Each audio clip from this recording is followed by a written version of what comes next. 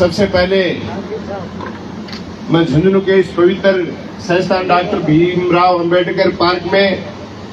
बाबा साहब की 133वीं जयंती पे उनको नमन करता हूं, प्रणाम करता हूं, श्रद्धा सुमन अर्पित करता हूं। मेरे से पूर्व वक्ताओं ने काफी कुछ बता दिया है कि किस तरीके से संविधान का निर्माण हुआ, किस तरीके से देश आजाद हुआ। मैं आपसे एक बात पूछना चाहता हूं कि बाबा साहब पढ़ने विदेश भी गए, संविधान भी लिखा, लेकिन बचपन में वो सब परिस्थितियां झेली जो उस समय, चाहे वो दलित था, शोषित था, चाहे वो किसान वर्ग था या कोई अन्य पिछड़ा वर्ग था, उन सबको जो जलालत झेलनी पड़ती थी वो आप सबको पता है। और आज के दरमियान एक कोई छोटा सा व्यक्ति अगर परेशानी झेला हुआ व्यक्ति और छोटे से पद पर से सरपंच के, प्रधान के, एमएलए के, एमपी के, कोई भी पद पर पहुंच गया, सबसे पहले काम किए करे वो दूसरे की रड़क काटने की कोशिश करे। लेकिन मैं धन्यवाद देना चाहता हूं ऐसी पुण्य आत्मा को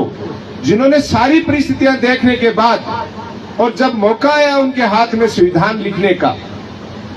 तो जिस समानता और समरसता के साथ उन्होंने संविधान लिखा, बिना किसी भेदभाव के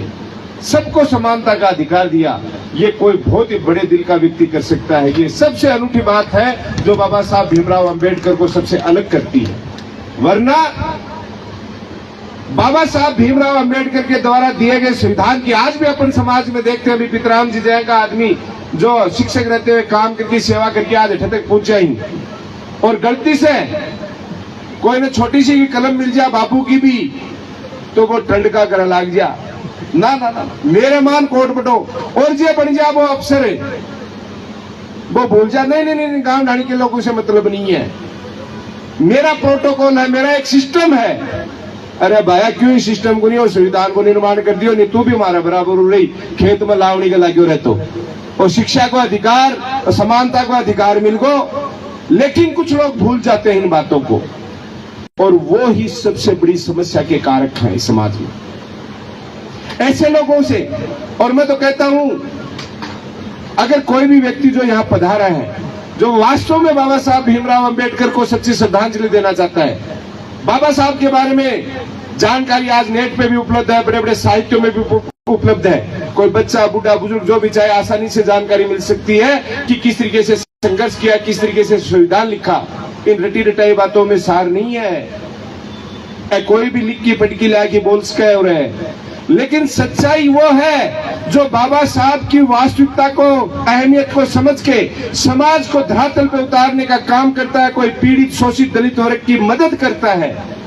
और सच्ची अगर श्रद्धांजलि वही होगी कि आज संकल्प लेके जाएं कि पीछे मैंने जो भी किया कोई बात नहीं, लेकिन आज जो भी व्यक्ति मौजूद है वो तय करके जाए कि मैं मेरे समाज में, गांव में, ढाणी में अगर कोई भी शोषित वर्ग है, कोई भी दलित वर्ग है, कोई भी पिछड़ा वर्ग है, कोई भी कमजोर वर्ग है, जो किसी जाति विशेष का है,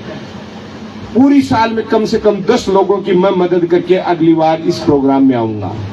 तो सच्ची श्रद्धांजलि है। वरना कोई कुछ ही कर ले। उदाहरण के तौर पे मैं बताना चाहूंगा कि आज जिला परिषद सदस्य जब बना तो बात बहुत करते हैं, मैं गया ऑफिसों में, पंचायत जिला परिषद की मीटिंगों में, मुझे कहीं भी बाबा साहब भीमराव अंबेडकर की फोटो दिखाई नहीं दी। मैंने एक अभियान चलाया और लगभग 350 फोटोएं मैंने अपने खर्चे पे, स्वयं पे बना के, चाहे वो कलेक्टर का ऑफिस है, सीओ साहब का ऑफिस है, चाहे जिला परिषद है, चाहे पंचायत समिति है, चाहे स्कूल है, मैंने स्वयं जाके अपने हाथों से बाबा साहब भीमराव अंबेडकर की फोटोएं सरकारी कार्यालयों में लगवाई। गवाह इस बात का पूरा जिला है, मेरे लोग हैं, मेरे साथी इस बात के गवाह हैं। फिर बात आई प्रतिमाओं की। चनाना में जाके हमने कभी वोट का लालच नहीं रखा है, चुनाव कहीं से भी लड़ते हैं, लेकिन चनाना से कभी चुनाव नहीं लड़ा। चनाना के मुख्य चौक में बाबा साहब भीमराव अंबेडकर की प्रतिमा लगवाई। पिछले दिनों पंचायत समिति में प्रधान बनने का मौका मिला और निवाई ग्राम पंचायत में बाबा साहब भीमराव अंबेडकर के नाम पे इसी तरीके की मूर्ति लगा के हमने अंबेडकर पार्क का भी निर्माण किया। इस सब के पीछे हमारा एक ही उद्देश्य है कि जिस व्यक्ति ने सबको समानता का अधिकार दिया, जिसकी वजह से आज हम प्रधान हैं, आज हम अलग अलग पदों पे हैं, ऐसे व्यक्ति को हमें सम्मान देना चाहिए और उन लोगों से प्रेरणा लेके आने वाली पीढ़ी भी इस तरीके के काम कर सके। हमारे बुजुर्गों को अगर हम बुला बैठेंगे तो ये हमारा ही अहित होगा। आज बात करूं, पिछले दिनों मुझे बड़ा खामियाजा भी चुकाना पड़ा। बघेरा में एक दलित परिवार में लड़ाई झगड़ा हुआ और माँ बेटी के साथ बड़ा अत्याचार हुआ, मारपीट हुई, आप सबको पता है। और उस समय नौलगढ़ में एक बड़ा ही निर्दयी टाइप सीआई था, सुनील शर्मा। उसने बड़ी निर्दयता के साथ उन माँ बेटी को एडमिट करा के और उन दरिंदों को मात्र 151 की धारा में अरेस्ट करके छोड़ दिया। और जब हम बाबा साहब भीमराव अंबेडकर के पार्क का पूजन करने गए, गांव के लोग हमारे पीछे पड़े और हम हॉस्पिटल गए और हमने देखा कि उनकी क्या स्थिति, अगर टाइम पे नहीं संभालते और उनको जयपुर एसएमएस नहीं रेफर करते तो वो दोनों नहीं बच पाती। कांग्रेस पार्टी की सरकार थी, मुझे कहते हैं कोई गुरेज नहीं, बड़े नेताओं में बड़ी तकलीफ हुई कि पार्टी की सरकार है, फिर भी जब तक सीआई नहीं हटा, आपका ये भाई ये बेटा दिनेश हुंडा वही नवलगढ़ में हॉस्पिटल में बाहर धरने पे बैठ गया कि जब तक इसको हटाओगे नहीं मैं यहाँ से उठ के नहीं जाऊंगा। आज इसने गलती, परिवारों में छोटे मोटे लड़ाई झगड़े होते हैं, लेकिन जिस निर्दयता के साथ इन्होंने माँ बेटी के साथ बर्बरतापूर्ण व्यवहार किया है, ये बर्दाश्त के काबिल नहीं है और इनको सपोर्ट करने वाले लोग अधिकारी तो बिल्कुल बर्दाश्त नहीं होंगे। मुझे कोई गुरेज नहीं है, कई लोगों में नाराजगी आई, उस नाराजगी का सामना करने के लिए भी तैयार हूं। तो मैं आप लोगों से भी हाथ जोड़ के यही निवेदन करने जा रहा हूं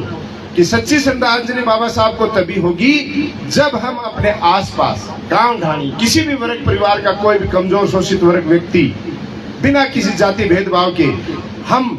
अपनी क्षमता अनुसार, चाहिए एक की मदद करें चाहे दो की करें, हम मदद करनी शुरू कर देंगे। उस दिन बाबा साहब को सच्ची श्रद्धांजलि होगी, वरना गलतफहमी नहीं पाले कोई भी। बाबा साहब ने जो सपना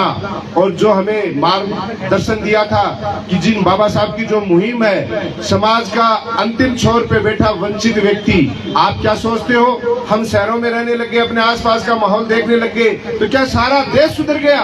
आप जाइए गांव ढाणी के अंतिम छोर में बैठे उन व्यक्तियों को भी संभालिए जो वास्तव में आज भी पिछड़े हुए हैं। जब तक अंतिम छोर में बैठे हुए व्यक्ति को हम प्रथम पंक्ति में नहीं लाएंगे तब तक बाबा साहब का सपना पूरा नहीं होगा। और जो व्यक्ति बाबा साहब का सपना पूरा करके जाने का संकल्प लेता है वो दोनों हाथों पर उठा के एक बार मेरे को बता दे कि ये आप सब लोग बाबा साहब के संकल्प को पूरा करने में मदद करेंगे तो ही सच्ची श्रद्धांजलि होगी। इसी भावनाओं के साथ एक बार फिर आपको बाबा साहब के लिए आप लोग इतनी संख्या में एकत्रित हुए, इसी भावना के साथ धन्यवाद। जय हिंद।